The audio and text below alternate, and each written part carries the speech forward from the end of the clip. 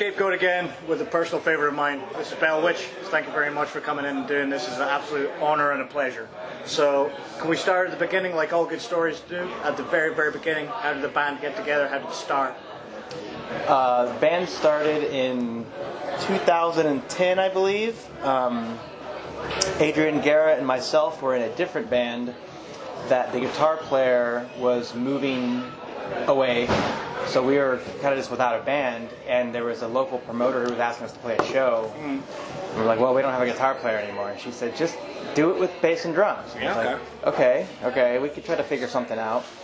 And he and I were both listening to a lot of Mournful Congregation and Worship and Corrupted and Asunder at the time. So we like, let's do something really slow. And I was playing around with tapping with my right hand on the bass. I'm like, maybe I could try to do guitar lines like that. Okay. Or lead melody lines of sorts. So we started playing around with it, and the show was a lot of fun, so we just kept going forward with it. So literally, like, stripping back helped you guys out to keep going forward, sort of thing. Yeah. A good way to put it. Yeah, nice one. So you went over a couple of the influences there that kind of bonded you guys together to make the style of music that you wanted to carry on doing. So is there any other bands that you'd like to throw into the mix that kind of helped you find your sound? The other night we played with Ataraxy in Paris. That was a big influence. I think Esoteric, we're playing with them in London a couple of days. They were a big influence. Yeah. But anything which has got this wall of sound, vast noise sort of thing, you're definitely into. I don't know if... I think that happened more just because there was a bunch of amps that were laying around, and it was like, let's try to use all of these. Yeah, why not like get it all into one mix at the same time? Yeah, and I was with that right-handed tapping stuff. I was trying to make it cut through. So I was like, I can tune this one amp to be more highs, and I have the bass amp. I can tune that to do more lows, and I kind of just started spreading out. Okay. So I think that was just kind of a natural progression there. Yeah. So you guys are from Seattle, Washington? Yeah. So can you talk to us about the scene that was over there? Like, did it help you guys out, or was it contrary to what you guys were doing at the time? When it started, when the band started, I had moved to Seattle from a little town in the middle of the U.S., Lawrence, Kansas. I had moved there maybe in 2008, 2009. There were bands. There wasn't really much of a doom scene. I was in a band called Samothrace that moved there from Kansas. Okay. And there were other bands. I wouldn't say anything as far as like, I think people would call it extreme doom or whatever. There wasn't really much like that going on. That's not true. And Hedonist was around. And Hedonist started soon thereafter. Yeah, there was Grey, so I am looking this far back now. Wormwood had also relocated to Seattle from Lawrence years before that, but they'd broken up by the time we got there. I'm missing things. Yeah, and Hedonist was maybe like 2 or 3 years later. I think they started playing. Okay. There was a band called Galder. So I guess there were a couple. So I ask every band straight up, what's with the band name? So the original idea, the Bell Witch was a poltergeist story from a small town called Adams in Tennessee, which is kind of near the Mason-Dixon line in the south. It's just a story about supposedly the father, John Bell, I believe his name was, had kind of screwed some neighbor lady over in a deal, and he blamed her and said she was a witch, and that all this bad luck he was having was her fault. And then John Bell's daughter, who off the top of my head, I believe her name is Rachel, or Lucy. Sort of the same, Rachel. Lucy, you know. Like. I think it was Lucy. Yeah. She started having she would kind of get possessed, or she would kind of have like tics, where she would start speaking in a really low, different voice. That's how the story goes. I think there's plenty of people who would look back on that and say, well, that's not a poltergeist. That girl was traumatized, and she was maybe by her father, because it seems like all of her weird tics and sort of outbursts were all aimed right at him. Yeah. And he was saying, oh, this is that witch is haunting my daughter to get back at me. But I'm a man. Everyone needs to listen to me. Right. So, and maybe what was actually happening was something that he was doing to her that was making her lash back at him through this kind of weird, different personality sort of thing. So then the idea with that is like, well, there's kind of like this weird gray area in her where she's like kind of trapped, and kind of took the idea from there. And it's like, well, let's maybe kind of make all the songs about ghosts, or about sort of like being stuck in some sort of like gray area that you can't really being trapped. Yeah. So that everything kind of just sprouted from that. So I'm just looking here at some of your dates of when stuff was coming out. So I always like to ask bands at that juvenile stage, from when you say like 2010 era to when 2011 when you got your demo out. Can you talk me through how that came to be, how you settled on the songs, like the kind of vibe of the atmosphere of how that actually started to get together? So we recorded that with Brandon, who was the engineer who also did Wormwood. He was also in Wormwood. I guess we had a couple extra songs. I think we had 2 other songs that didn't go on the demo, one of which was Rose, which is the second song on Longing, which is the LP that followed it. Yeah. And there was another song, I don't even remember the name of it now. I think we kind of just threw it out because we didn't like it. So it just followed flat or something you weren't. Actually, there were 2 other songs that we threw out because we didn't like. Yeah, it's just kind of, it was like, we tried it a couple times and like, this song just sucks, let's just throw it away. Okay. But yeah, we kind of settled on those songs for that record just because they were the ones that were the most developed at that point. Okay. Rose, which was on Longing, we didn't do that because we had been doing, there's another vocalist on that, and I think we hadn't really come to the idea of having him be that involved yet. And we were like, well, how do we even do this other song with him? That seems, let's just do the demo on our own. Yeah, okay. And then when the LP was coming out, we were like, oh, let's use that song. We need more material. Okay. Yeah. So from 2011 through to, what was it, 2017 when you released Mirror Reaper, can you talk to us about the evolution of the band, how you've come in and things like that? How's things like started from then and got to now? Can you explain how we got to here? Like production wise, gear wise? You can start. Sure. Yeah, go for it. This is all kind of covering territory before you were. Yeah. Apologies. Sorry, man. No, you're. Hey, man. No problem. I was at the shows. Yeah, you just turned up and said, hey, bro. So we did Longing. I think it was we did like a little tour with the demo. We did the West Coast, and then when Longing came out, we did the West Coast again, and we did the East Coast and the Midwest. And we did maybe a couple more little West Coast tours, and we wrote For Phantoms and did that. And shortly thereafter, we did a European tour on Longing also. Forgot about that. With my old band Cemeteries. And then we recorded. So with Longing, we also used Brandon, who was involved. He did the demo. After that, we were like, let's go with Billy Anderson. He's a legend. Like he's the coolest guy. We got to go with him.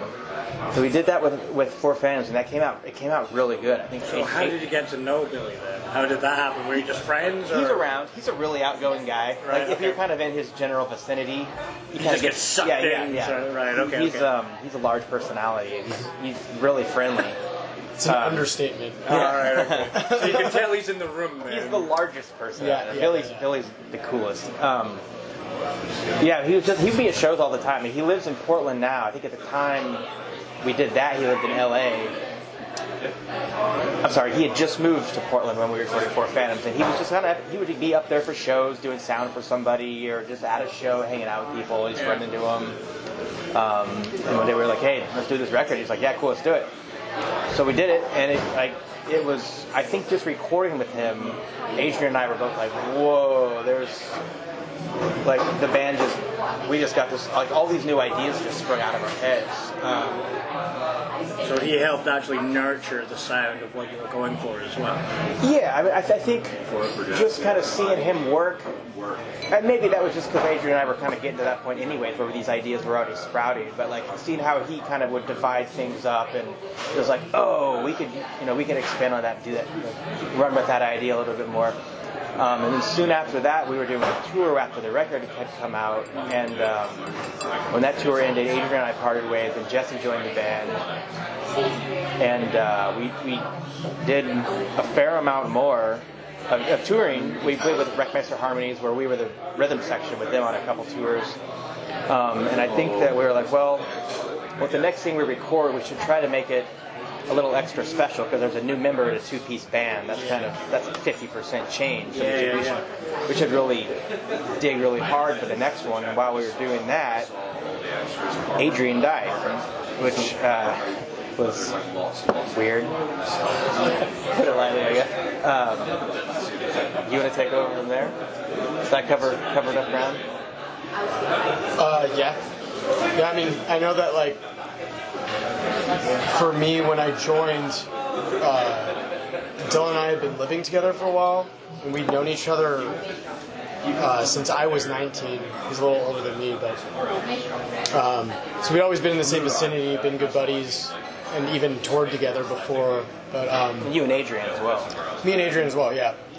And but what was kind of funny to me about it was when I'd been begging Dylan to be in a band with me for like a really long time. But then when the opportunity kind of arose of like, hey, you should do this, I was kind of like, nah, like I'm not. This is way too hard. Well, I was like, I'm not qualified. Yeah, okay. More from like a vocal standpoint. I'd never done vocals in a band before. And I predominantly play fast drums. Okay. Like, that's pretty much all I ever did. But so, we started jamming, and it worked out really well. It was kind of this really quick fit. You the first practice we had, I think we made it through a 22-minute song. Yeah. Just like first shot. And so right into the deep end. It was the first song on Four Phantoms was the one. You know? Oh, right. And, but yeah, so ironically, my second show ever in the band was in London on a European tour. Nice. And then it kind of just started from there. So fast forward to Mirror Reaper timing, I think that, I guess even just from on my end, we had done all these tours on old songs that I basically was sort of covering. Yeah. And throughout that whole time period, I was trying to figure out what I could do to sort of progress the band without changing the sound too much, and sort of keep it the same vibe, but like put my little stamp on it, which was the organ, which I had never done before. So kind of figured out how to play drums and the organ with this weird pedal thing. Okay. Neil Peart now. Yeah, maybe Geddy Lee, closer to Geddy Lee. All right, okay. It's the same pedal. But yeah, so I think that like we got there and we were writing this album, and then Adrian died, which put this super heavy weight just on everything that we were doing, which was just like, should we continue to do it? Is the band done? Or like, what does it mean if we do continue? How are we going to make that special?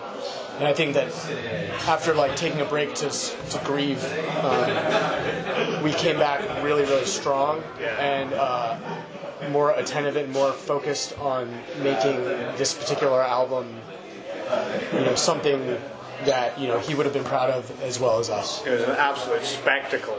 Like, I'm actually blown away by it. It's some of my favorite tunes that I've heard in so long. Like, it's an absolute grand masterpiece. I absolutely love it. Thank you. I think we put a little extra push onto it also, because I think there was definitely some time that went by after Adrian died that we were both like, is this fucked up that we're still doing this? Like, is this disrespectful to him? Yeah. And I think that after a while it was like, no, it's fucking stupid if we stop now. Like, that'd be kind of a cowardly thing. We're like, let's really try to make this extra special and put something of him in there to kind of, like, I think that would be a better way to honor him than to just stop. But also, when you do have such passion towards things, and then something like this happens, it just really focuses you in on what you're doing. And as I say, I don't think you've done it I don't think you've done him wrong in any way, shape, or form personally. Sure. But I also think that's kind of made you more acute on what you were doing in the first place, if you get what I'm saying. Absolutely. I agree very much. Yeah. So, to get onto something a little bit lighter, I always like to talk to bands about their artwork because you guys spend a lot of time on the sonic sound of it, how it's going to come across, but also it's a package, it's a like, product. You're getting it out of you to somebody else. So did you collaborate with other artists throughout the years, or did you guys do it, or how did that come to be? Adrian did the artwork on the demo. Then getting Brian in the Bay Area did the artwork on Longing, and then we were like, let's shoot really high and ask Paulo Girardi to do the artwork for Four Phantoms. Yeah, insane oil painter. Oh god, he's great. I didn't expect him to write back. I thought, I'll find his. I wrote him on Facebook, and I was like, "Hey, you want to do artwork for my band?" And I thought, he's not going to write back. And he was like, "Yeah, sure. What do you have in mind? Tell me more about it." And as we got to talking, I was like, "This guy's great." And he's a crazy bastard. He's a wild man. He's a wild man. We got to meet him in Philadelphia a couple years ago. He was awesome. He was great. He got a very good personality. But yeah, and then we were talking about the new record. We're like, well, should we go with Paulo again? And that was the original idea. And we were like, well, we used him. Maybe that's kind of, maybe we should try to explore new territory, explore a new person. And we were looking around, and I think we were kind of just running into walls, and it was always like, we can't find anyone that's as cool as Paulo. Like it just doesn't. Maybe it doesn't exist. And then we match him or top it. So, And we found Marius, and it was like, whoa, this guy's cool. And but it was like super old. Like all his paintings were from the 70s. Nice. He's a 70s surrealist artist from Poland, and we're like, like maybe we could ask to license one of his old paintings. There's one in particular that we found. So marry up with something that he's already got. We didn't know what his deal was. We didn't know if he was alive, still active. Like there wasn't much information on him on the internet, at least that we had seen. So we kind of contacted, or I guess our sort of like team contacted whoever and was like, hey, could we license this painting, whatever.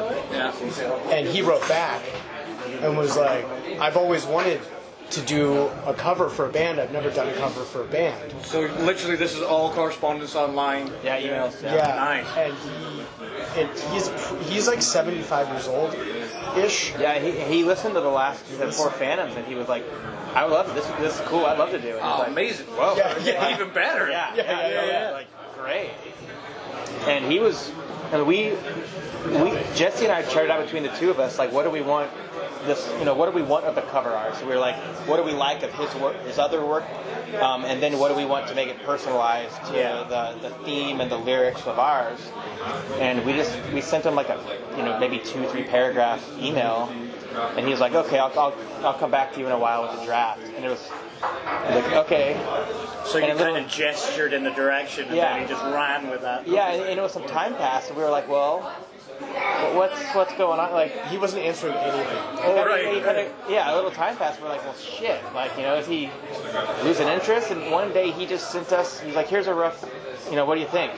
And it was like not far off from the final copy, and we were both just like, whoa. Yeah, it was like 90% done. It's one of the gnarliest images I've seen. It's so good. And none of us expected that. We were like, whoa. I mean, we expected it to be cool, but I think he surpassed. Surpassed our expectations. He did it in like 2 or 3 weeks. That's kind of the crazy thing. From the initial email phase to like him being sort of a little bit unresponsive, because I'm assuming he was working on the painting. It was just like boom, done. And there was I think there was one little correction that we made.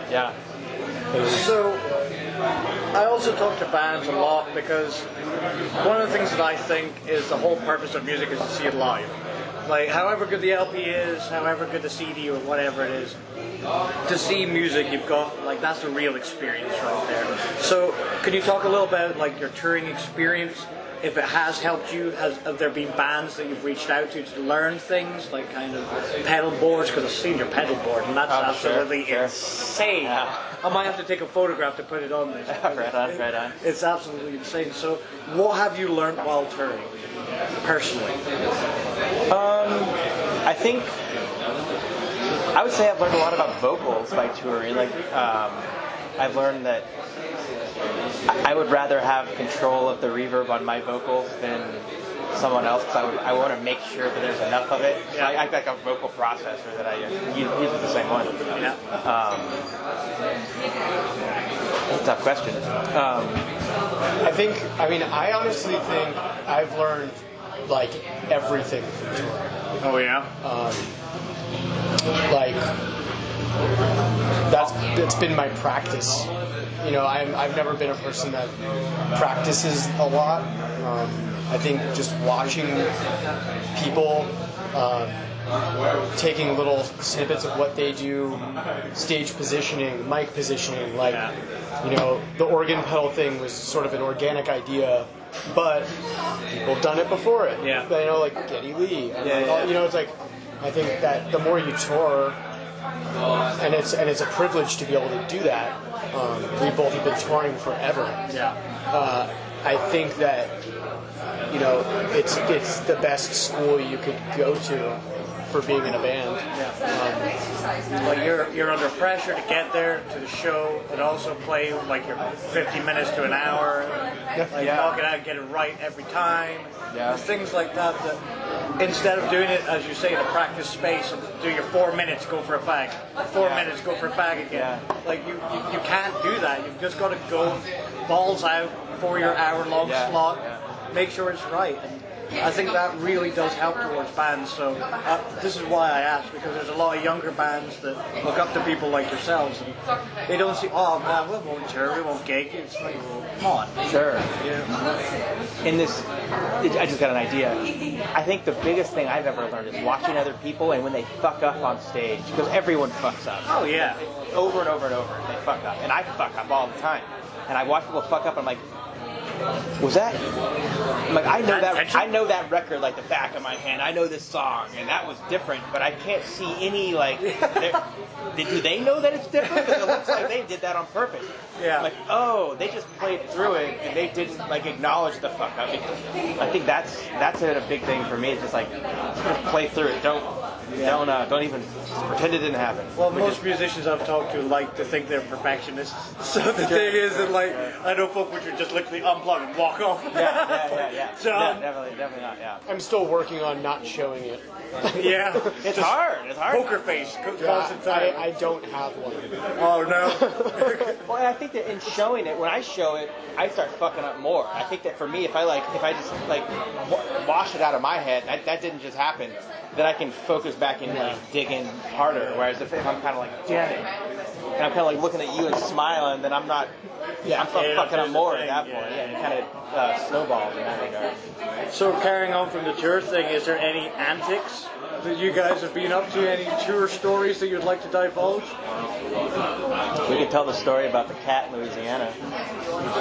No, I can't. I should have said that. So meet them in person and ask about the cat in Louisiana. Yeah, it's a really good story. That's not a European tour story though, so it doesn't count.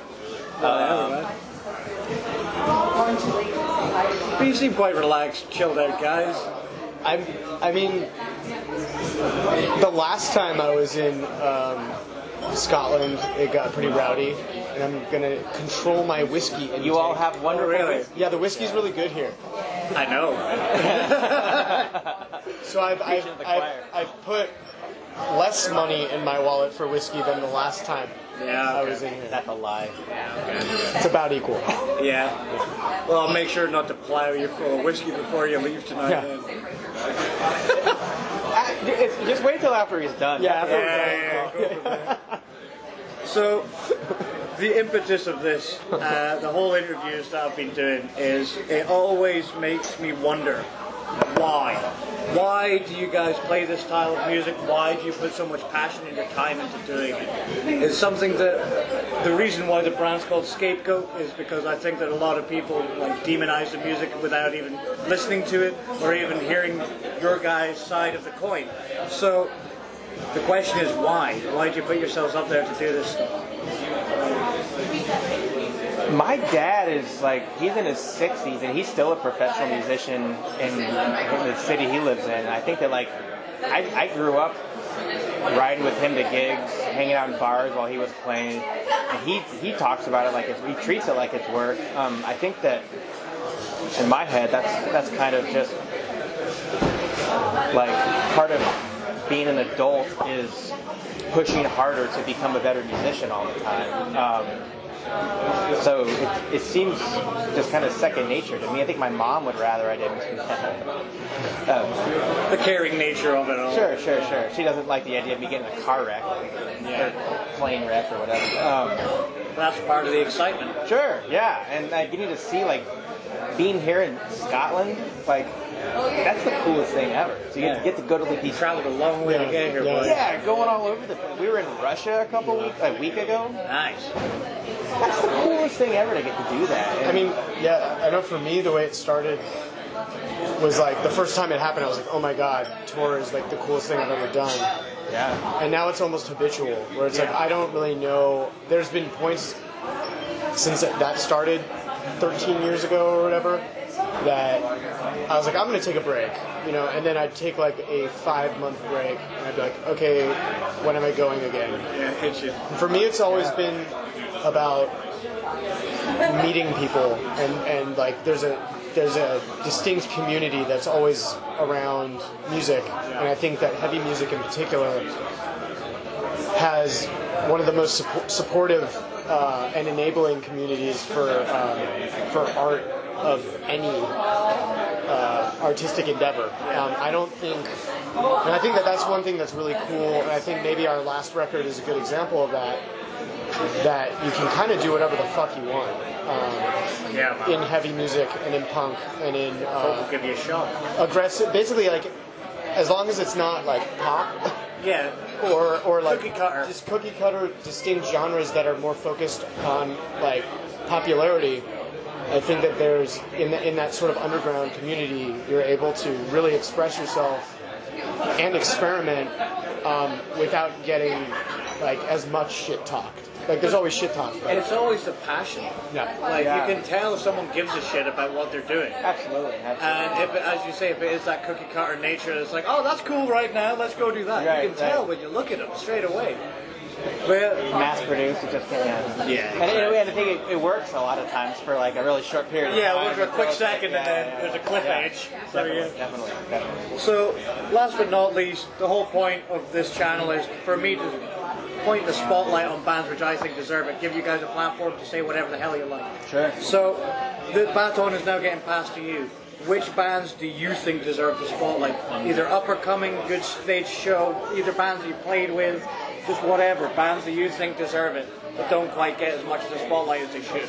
Monarch, who we're playing with tonight, I think they're just incredible, and like they've got a huge catalog, and it's all like it's really unique. It's like it's doom, but they've got their own cool take on it. It's quite experimental in places. Yeah, absolutely, weird, And they do some really weird shit, which I think is the fun stuff. And they do, kind of go out there and try something crazy to see what everyone comes up with. And they're excellent. I think